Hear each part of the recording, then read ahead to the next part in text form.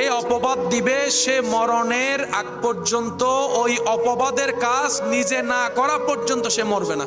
আমি যদি কাউকে অপবাদ দিই অমুক ব্যক্তি চুরি করেছে, কিন্তু তিনি চুরি করে, আল্লাহ আমার জীবনে এমন কাহিনী সাজাই দিবেন, জীবনে মরার আগে আমাকে চোর হতে হবে, চুরি করতে হবে, চুরি না করা পর্যন্ত আমার মরণ হবে না।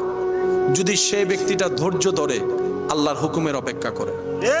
যাদের সন্তান হচ্ছে না তাদেরকে একবার জিজ্ঞেস করেন, ওনারা বলবা ছেলের দরকার না, একটা মেয়ে হলো দেন, আল্লাহ একটা মেয়ে হলো দেন, একটা মেয়ে হলো দেন, আমি মা ডাক্তার শুনতে চাচ্ছি, আমি বাবা ডাক্তার শুনতে চাচ্ছি। সেজন্য বুদ্ধিমানরা আল্লাহর ফয়সালায় কখনো নারাজ হয় না। তারা কি বলে জানেন, আমি তো চাইলে কিচ্ছু হবে না, আমি চাইলে দিন কিংবা রাত হবে না, কিন্তু আমার রব যদি চাই রাত দিন হয়ে যেতে পারে, দিন রাত হয়ে যেতে পারে। আমার রব যেটাই দিয়েছেন আমার জন্য সেটাই কল্যাণ, আমার রব যেটাই দিয়েছেন সেটাই আমার জন্য উত্তম, আমার রব যেটাই দিয়েছেন সেটাই নিয়ামত। আমি পুত্র